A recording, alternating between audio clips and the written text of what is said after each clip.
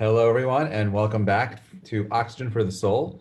I hope you are having an amazing day, and that more importantly, that you're actually going outside today and taking in this gorgeous day, beautiful weather, stunning outside. These are all unique opportunities to like take in and enjoy the summer, so that you could refresh, so that you can reconnect, so that you can rejuvenate, and that's part of this time. We are beginning the fifth book of the five books of Moses. The fifth book is called Devarim. And the book of Devarim is a book that is very different than all the other books that we have read up until now. All the other books that we read up until now, they start with Genesis and they talks about the stories of the patriarchs and the matriarchs, the stories of Adam, Noah and the flood, and other stories that are relevant to the building of society. And then you get to the book of Exodus, the book of Shemot, and we finally meet Moshe, Mishisiu Mioramayim, that he was drawn from the water, Moses, our savior.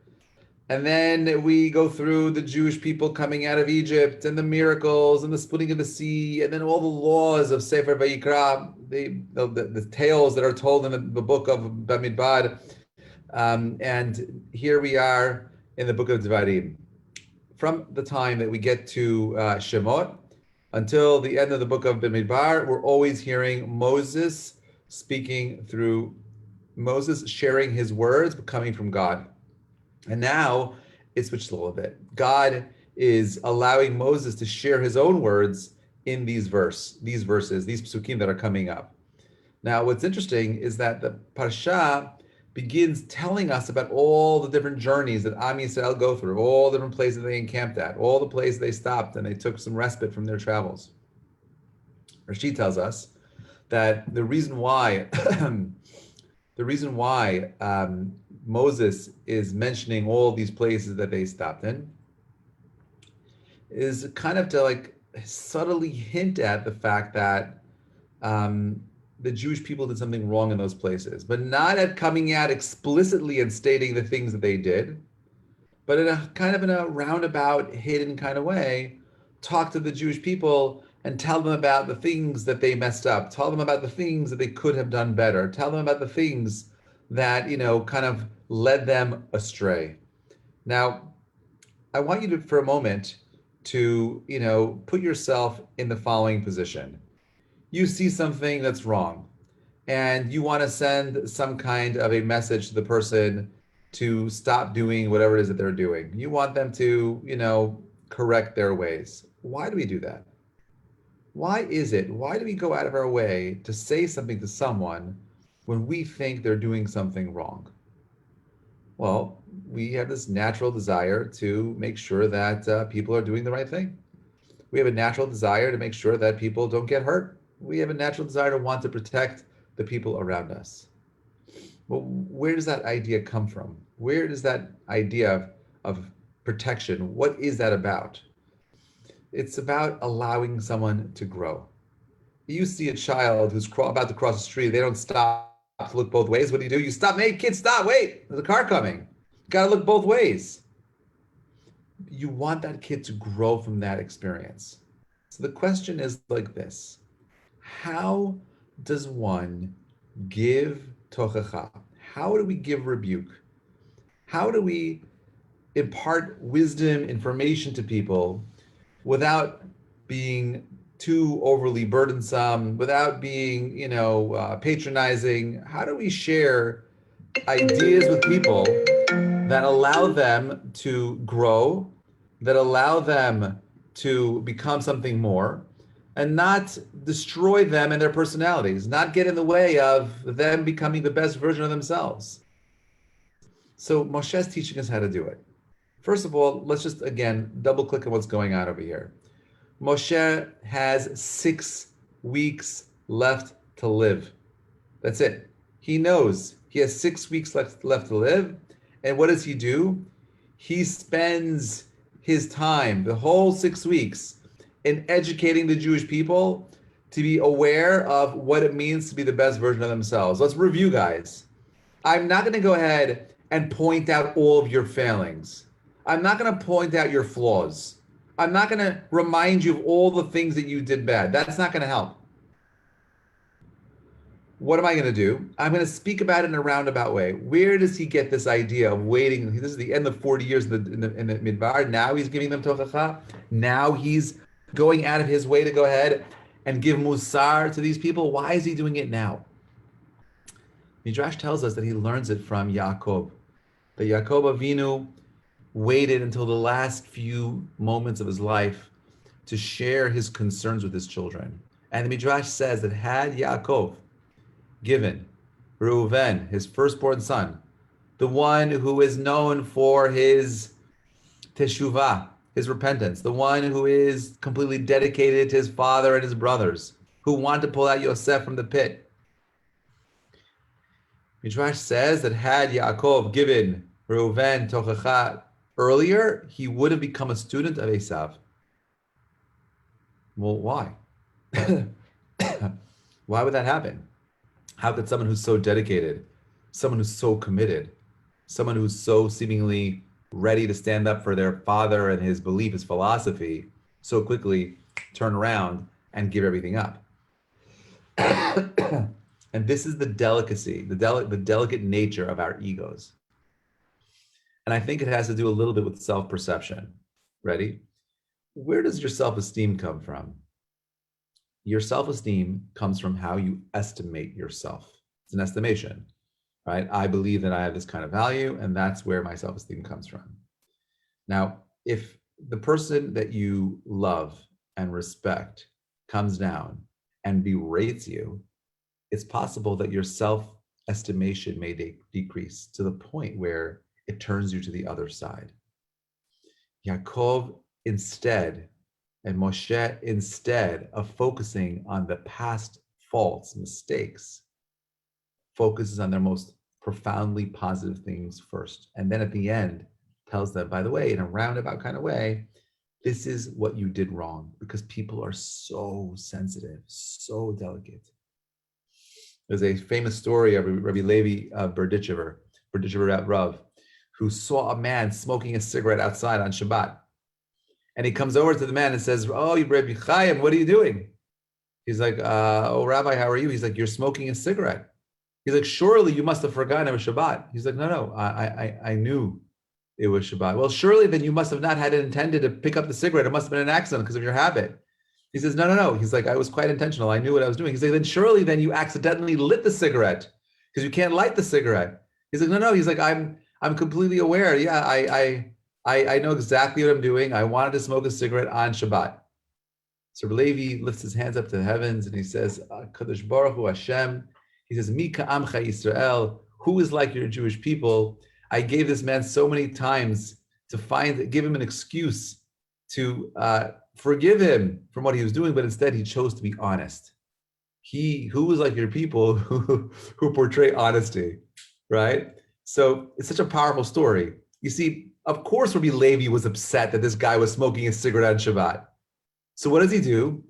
He gives this man the benefit of the doubt. And even after he gave him every single possible way out to excuse himself for breaking the Shabbat, what does he do? Look how honest he is. He doesn't mention the negative at all. He doesn't highlight the things that he did wrong at all.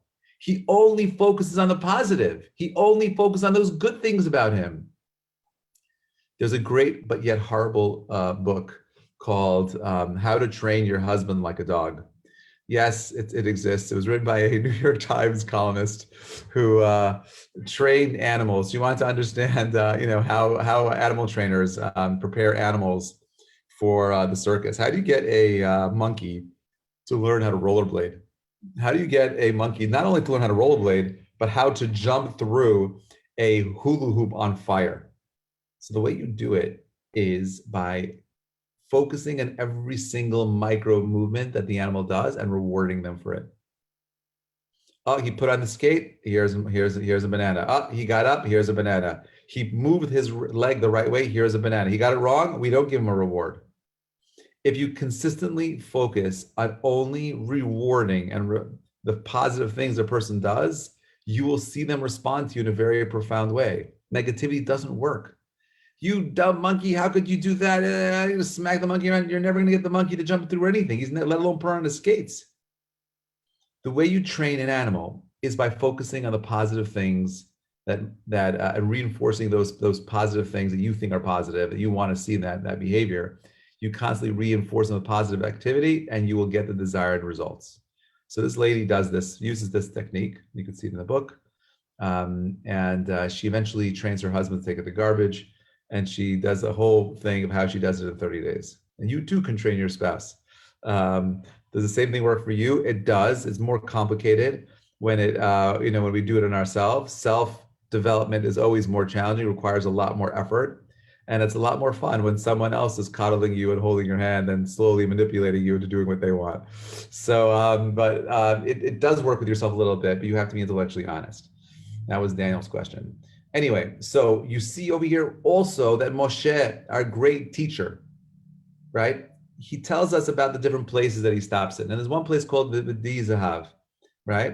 And Rashi tells us V'di Zahav can be read as V'dai Zahav, that God gave the Jewish people too much gold, too much wealth. And the question is, how much is too much? Famous multimillionaire Paul Getty was asked, how much money is enough? And you know what he said?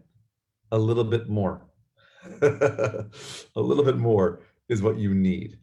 But in truth is that, why is Moshe switching the conversation where he's first giving rebuke to the Jewish people, and now he's talking about V'dai Zahav, the place where the Jewish people engage in the idolatrous behavior of worshiping the golden calf.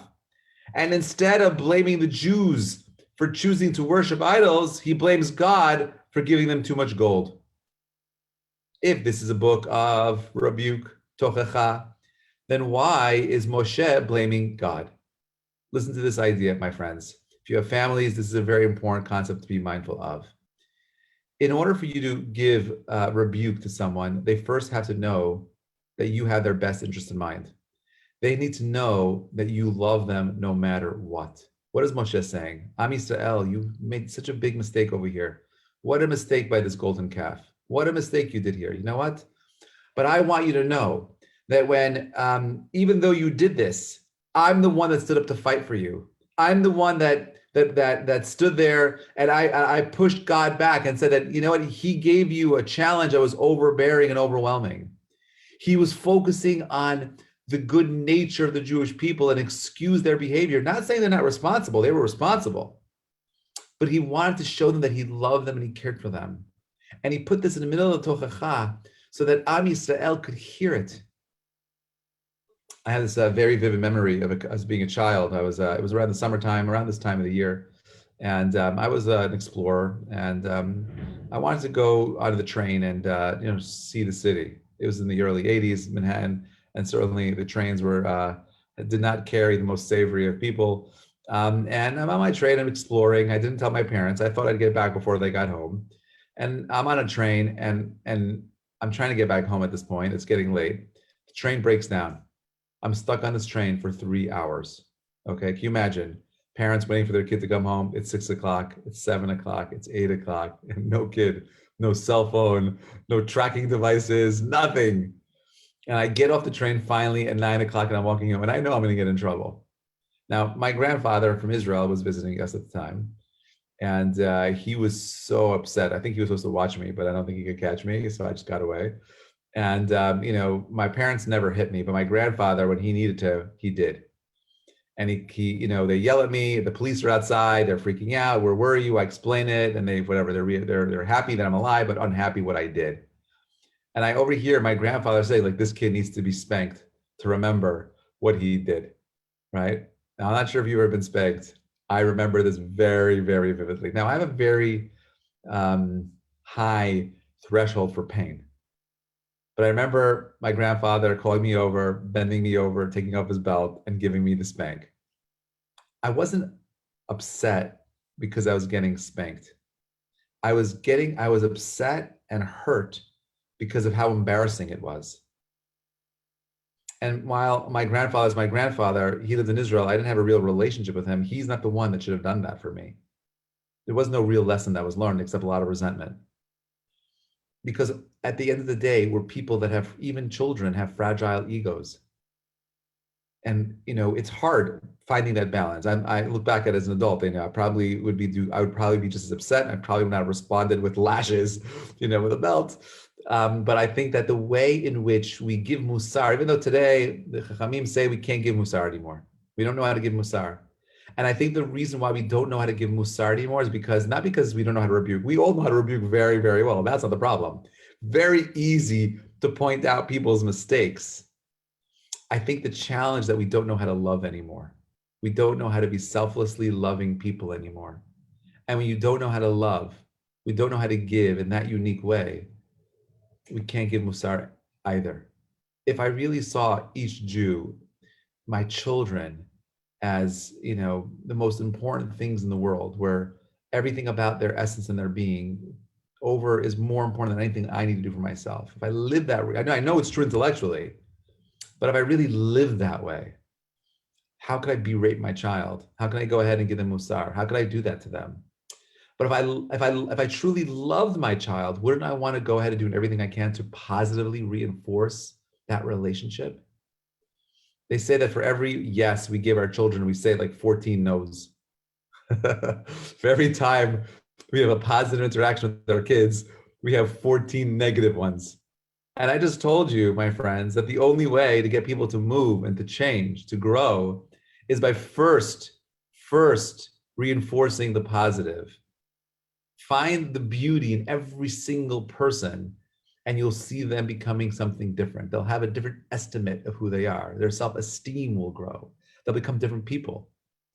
And maybe the reason why we read these psukim, this is Shabbat Chazon, this is the Shabbat right before that leads into Tisha B'Av, we're still commemorating the destruction of the temple, painful, that we are still, after 1900 plus years, in exile as Jews, unable to rectify this spiritual lacking inside of us.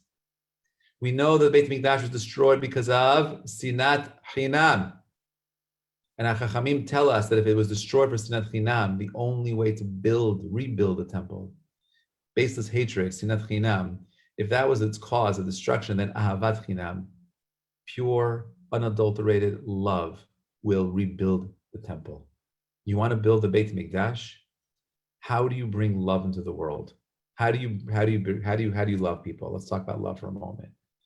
The word for love in Hebrew is ahava, and every single Hebrew word can be broken down into a core root word, 2 or 3 letters. Happens to be that ahava is made up, its root word is 2 letters. Ahava comes from the word have, which means to give. In Judaism, we believe the way in which we build love is through the act of giving, by giving. So of course, tochacha, musar, rebuke is an act of giving, but it's got to come with unconditional desire to give. I have nothing of my own to benefit from this. I only want to give. Not an accident that the Hebrew word ahava is numerically, right? The gematria of ahava. Can anyone do it here? Ahava, aleph, hey, vet, hey is 13. 13, the most unlucky number in the world, right? You go to buildings in Manhattan today, they don't have the 13th floor. But for Judaism, for Jews, 13 is a very powerful number because 13 represents love. 13 also represents something else. Shema Yisrael, Hashem Elokeinu, Hashem Echad. What is the numerical value of the word Echad?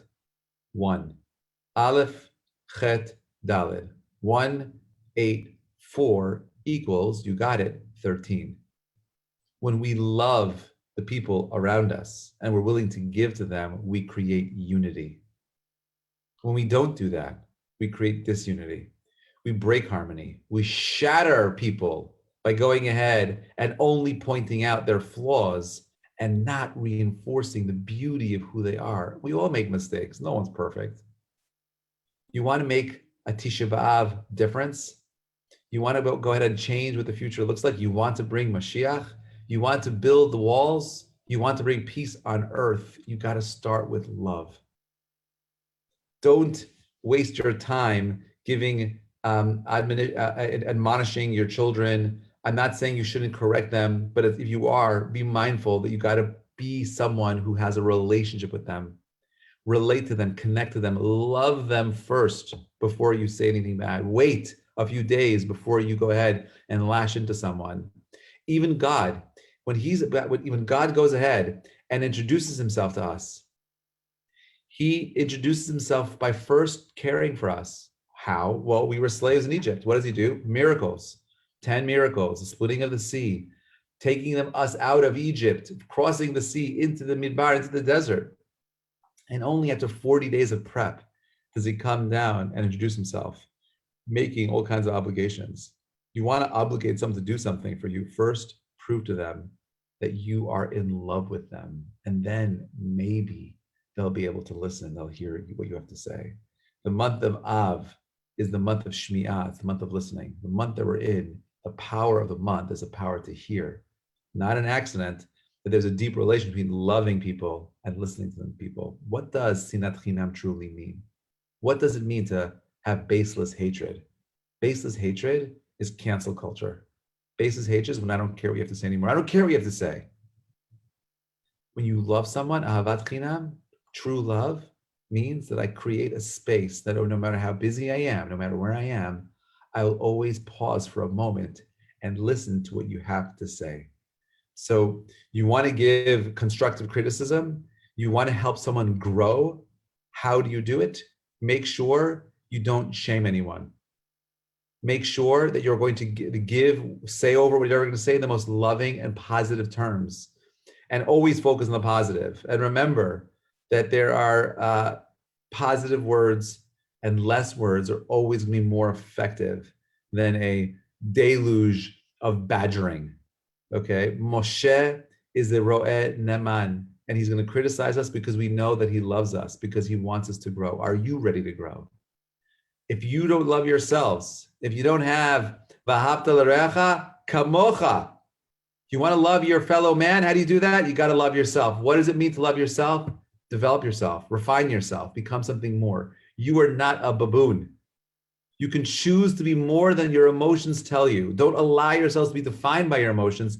Grow into something more. It's these emotions that end up destroying the Beit HaMikdash. This lack of moach, this lack of thinking, this lack of critically thinking through the circumstance that you're in is how we keep making the same mistakes over and over again. So when we look through the perasha itself, you're reading through it in preparation for Tisha B'Av this year, pause a little bit, look through the Rashi, find the commentators, see what they say about how Moshe, our great leader, teaches us to share some form of criticism.